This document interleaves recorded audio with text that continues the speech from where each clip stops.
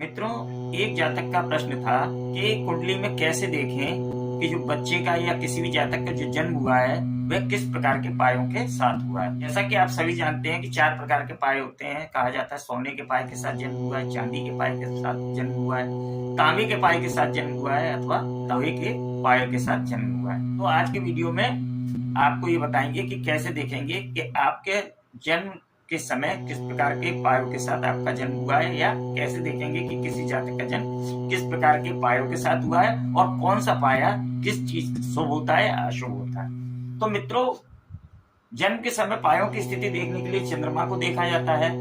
यदि जन्म के समय आपके लग्न जो D1 चार्ट होता है, लग्न चार्ट होता है, वहां पे चंद्रमा कुंडली के प्रथम भाव, छठे भाव अथवा एकादश भाव में विराजमान है, तो ऐसे में जातक का जन्म सोने के पायों के साथ होता है।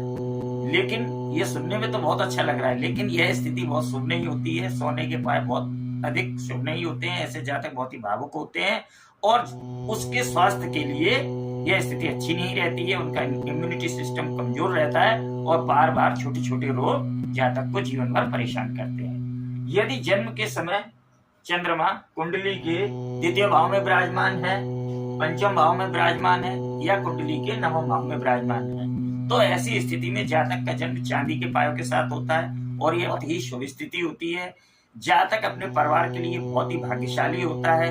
जीवन में थोड़ी मेहनत के साथ ही सफलता को अर्जित करता है और जीवन भर निरंतर उन्नति करते रहते हैं ऐसे जातक। यदि जन्म के समय चंद्रमा कुंडली के तृतीय भाव, सप्तम भाव अथवा दसम भाव में विराजमान है, तो ऐसी स्थिति में जातक के जन्म के समय तांबे के पायों के साथ जातक का जन्म हुआ है और यह बहुत ही शुभ स्थिति होती है। यह अपने कुटुंब से सहयोग प्राप्त करता है, अपने परिवार की उन्नति और भाग्य लेकर आता है। अपने परिवार का जातक को हमेशा अपने भाग्य का साथ मिलता है।